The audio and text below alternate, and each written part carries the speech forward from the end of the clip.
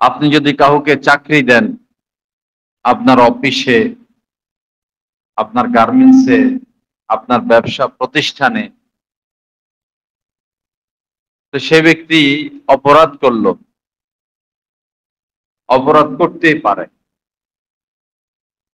আপনার কাছে এসে মাপ চাইলে, আপনার ভিতরে যদি মানবতা থাকে, মানুষের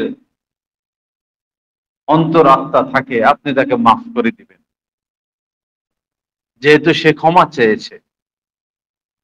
যদি ক্ষমা না চায়, ভুলও স্বীকার না করে, আবারও আপনার কর্মচারী অপরাধ করলো, ক্ষমাও চায় না, ভুলও স্বীকার করে না, আবারও সে অপরাধ করেই যাচ্ছে, ক্ষমাও চায় না, ভুলও স্বীকার করে না, তা আপনি কতদিন তাকে আপনার আন্ডারে রাখবেন? কতদিন তাকে চাকরি দিবেন?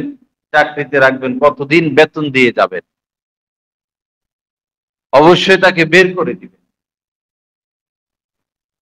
অন্তত তার প্রতি অসন্তুষ্ট হবেন। তদ্রূপ গুনাহ আমাদের দ্বারা হতে পারে, বারবার বারবার গুনাহ হতে পারে। গুনার পরিবেশ, শেষ জামানা, চতুর্দিকে গুনাহ, গুনাহ হতে পারে, কিন্তু আমাদের দায়িত্ব হলো ক্ষমা চেয়ে চেয়ে আল্লাহকে রাজি রাখা, খুশি রাখা, বাস, আল্লাহকে সন্তুষ্ট রাখা। এজন্য সম্পর্ক তাজা রাখা, সুন্দর রাখা এবং নিরাশ না হওয়া। কখনো নিরাশ হওয়া যাবে না। বহু মানুষ আছে বলে যে আমাদেরকে কি আল্লাহ মাফ করবে, এত পাপ করছি, এরকম কথা বলতে নাই। ইসলাম এমন যে এখানে সকল সমস্যার সমাধান সম্ভব।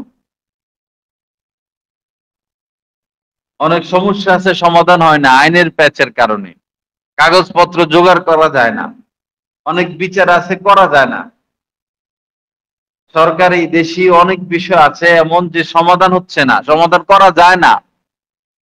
ইসলামে এমন কোনো কিছু নাই যে সমাধান করা যাবে না, সকল কিছুর সব এখানে সমাধান আছে। আল্লাহ পাক কোরআনে কারীমের মধ্যে আয়াত নাযিল করেছেন, কুল ইয়া ইবাদিয়াল্লাযীনা আসরাফু আলা আনফুসিহিম। নবীকে বলতেছেন, হে নবী, আপনি ওই সমস্ত, আমার ওই সমস্ত বান্দাদেরকে বলুন যারা পাপ করতে করতে, সীমা লঙ্ঘন করতে করতে, পাপের শেষ নাই, গুনাহের শেষ নাই, নাফরমানির শেষ নাই, অন্যায়ের শেষ নাই, জুলুমের শেষ নাই, একদম বরবাদ হয়ে গেছে, একদম শেষ হয়ে গেছে, এত পাপ করছে, খুন করছে, জিনা করছে, সুদ, ঘুষ, হারাম, অন্যায়, অবিচার, দুনিয়াতে যত পাপ আছে সকল পাপ সে করছে, সকল অপরাধে সে অপরাধী, তাকে আপনি বলুন। দেখুন কাকে আল্লাহ পাক খেতাব করতেছে, যে সবচেয়ে নিকৃষ্ট, সবচেয়ে অপরাধী। আল্লাহ পাক নবীকে বলতেছেন, তাকে আপনি জানিয়ে দিন যে লা তাকনাতু মির রাহমাতিল্লাহ, আল্লাহর রহমত থেকে তুমি নিরাশ হইও না, আল্লাহর রহমত থেকে নিরাশ হইও না। আল্লাহর দরবারে নিরাশ হওয়ার কিছু নাই। লা তাকনাতু মির রাহমাতিল্লাহ, ইন্নাল্লাহা ইয়াগফিরুয যুনুবা জামিআ।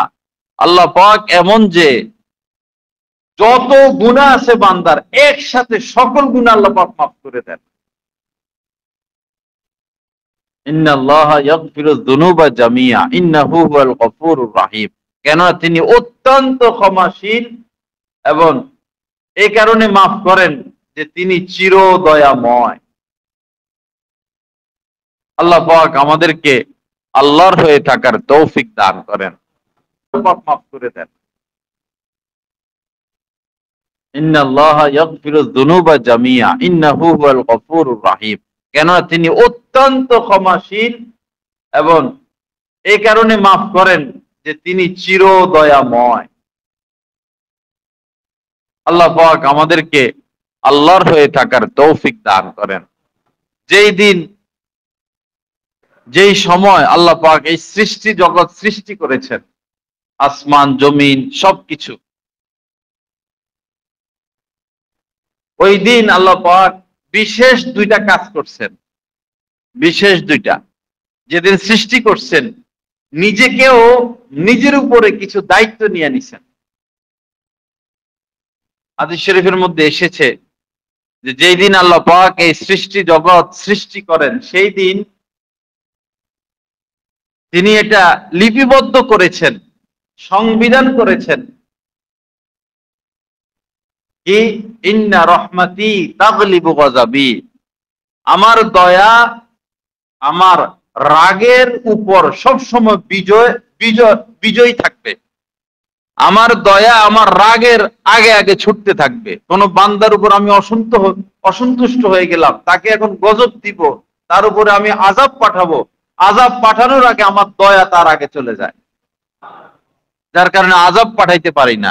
এই কথাটা আল্লাহ পাক লিপিবদ্ধ করে আরশের উপর রেখে দিয়েছেন, লিপিবদ্ধ আছে এখনো। ইন্না রহমাতি তাগলিবু গযাবি, এই শব্দটা আরশে আজিমে আল্লাহ পাক লিখে রেখেছেন, নিজের উপরে নিয়ম করে নিয়েছেন যে আল্লাহর অসন্তুষ্টির উপরে আল্লাহর দয়া বিজয় অর্জন করতে থাকবে।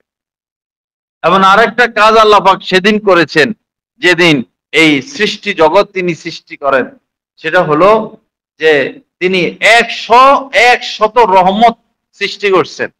এই আসমান জমিন সৃষ্টির পাশাপাশি 100 রহমত সৃষ্টি করেছেন, দয়া সৃষ্টি করেছেন। আমার আপনার ভিতরে যে দয়া, এটা আমাদের কৃতিত্ব না, আমাদের অর্জন না, এটা আল্লাহর দয়া, আল্লাহর দান, আল্লাহ দান করেছেন। তো সেই দিন 100 দয়া তিনি সৃষ্টি করেছেন। এক একটা দয়া, এক একটা রহমত, আসমানের নিচে জমিনের উপরে যে এই খালি জায়গা, এক একটা রহমত এত বড় বড়। এরকম 100 রহমত সৃষ্টি করছেন, করে নিজের জন্য 99টা রহমত রেখে দিয়েছেন, আর একটা মাত্র রহমত এই পৃথিবীতে পাঠিয়ে দিয়েছেন। ওই এক রহমতের প্রভাবে আপনি আপনার সন্তানকে ভালোবাসেন, আপনার মাকে ভালোবাসেন, আপনার বাবাকে ভালোবাসেন, আপনার মা তার জীবনের চেয়েও আপনাকে বেশি ভালোবাসে ওই এক রহমতের প্রভাবে। পাখি তার ছানাকে ভালোবাসে, হরিণ, গরু, ছাগল, জীব জন্তু তার শাবক তার বাছুরকে ভালোবাসে শুধু ওই এক রহমতের ছিটা ফাটা পাওয়ার কারণে। কিয়ামতের ময়দানে তো আমরা পাপের বোঝা নিয়ে উঠবো, উপায় তো নাই আমাদের, পাপ নিয়েই উঠবো। সেই দিন আল্লাহ পাক ওই 99 রহমত সহ যে এক রহমত দিয়েছেন দুনিয়াতে, সেটা সহ মোট 100 রহমতের বাস্তবায়ন ঘটাবেন, অর্থাৎ মানুষকে মাফ করতে থাকবে। এজন্য নিরাশ হওয়ার কিছু না, নিরাশ হব না। অনেকে নিরাশ হয়ে যায় যে আমার তো আর উপায় নাই। কে বলছে উপায় নাই? উপায় আছে, সমাধান আছে, সকল সমস্যার সমাধান আছে। আল্লাহ পাক দয়ার সাগর, আল্লাহ পাক রহমতের সাগর। 100 বছর আপনি পাপ করছেন, আর 1 মিনিট সমাধান, 1 মিনিটও লাগে না। 1 মিনিটে যদি বলেন আল্লাহ মাফ করে দেন, আল্লাহ মাফ করে দেন, আর করব না, তওবা করলাম, অনুতপ্ত হলাম, লজ্জিত হলাম, আল্লাহ পাক এত দয়ালু যে মুহূর্তের মধ্যে তিনি মাফ করে আপনাকে জান্নাতের অধিকারী করে দেন। আল্লাহ পাক আমাদেরকে বেশি বেশি আল্লাহ পাকের কাছে ক্ষমা চাওয়ার তৌফিক দান করেন। এজন্য ভাইরা, আল্লাহর সাথে সুসম্পর্ক রাখা, রাস্তা পরিষ্কার রাখা, সম্পর্ক ভালো রাখা, যত বিপর্যয় আমাদের, যত মুসিবত, আল্লাহর কসম, আল্লাহর সাথে সুসম্পর্ক না রাখার কারণে, আল্লাহ থেকে নিরাশ হওয়ার কারণে। গুনাহ হতে পারে, হোক, গুনাহ হতে পারে, আবার মাপ চেয়ে নিব। জামা কাপড়ে ময়লা লাগতে পারে, আবার ধুয়ে নিব। আমার শায়েখ দামাত বারাকাতুম এইভাবে বুঝান যে আপনি কেউ রাস্তা দিয়ে বাজারে যাচ্ছে অতীব জরুরি কাজে, তো পিছলা খেয়ে পড়ে গেল, গর্তে পড়ে গেল, জামা কাপড় ময়লা হয়ে একদম একাকার। তো এই ব্যক্তি তো এই ময়লার উপরে পড়ে থাকে না যে পিছলা খেয়ে পড়ে গেছি এখানেই পড়ে থাকি, সে এখানে শুয়ে থাকে না। সে আবার ঘরে যায়, জামা কাপড় পরিবর্তন করে, আবার বাজারের দিকে আসে। যদি আবারও সে পড়ে যায়, হতে পারে এরকম, সে ওই মাটির উপরে শুয়ে থাকে না, আবারও ঘরে যায়, আবার ওইগুলো পরিষ্কার করে, আবার বাজারের দিকে রওনা হয়। আবারও যদি পড়ে যায়, সে আবার ওই কাজই করে। ঠিক তদ্রূপ যদি গুনাহ হয়ে যায়, অন্যায় হয়ে যায়, মন খারাপ করতে নাই, এবাদত ছেড়ে দিতে নাই, আশা ছেড়ে দিতে নাই, যে এতদিন নামাজ পড়ে আসলাম, হঠাৎ করে নামাজ ছুটে গেছে, দূর আর নামাজে পড়বো না, এরকম না। এতদিন গুনাহ থেকে বেঁচে থাকি, গুনাহ হয়ে গেল, আর গুনাহ ছাড়বো না, আচ্ছা এইভাবেই চলুক, এরকম না। আশা না ছাড়া।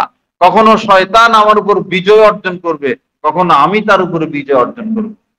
কখনো শয়তান আর নফস আমার দ্বার আমাকে পাপে লিপ্ত করে ফেলতে পারে, কখনো আমি তাদেরকে ধরাশায়ী করে ফেলবো। এই হস্তাহস্তি দস্তাদস্তি, হস্তাহস্তি দস্তাদস্তি, কখনো বিজয় অর্জন, কখনো পরাজয়, কখনো পরাজয়, কখনো বিজয় অর্জন। এই করতে করতে একদিন এমন হবে যে ফাইনালি আমারই বিজয় হবে। ফাইনাল খেলায় আমি বিজয় অর্জন করব। আল্লাহ পাক আমাদের সবাইকে তৌফিক দান করেন।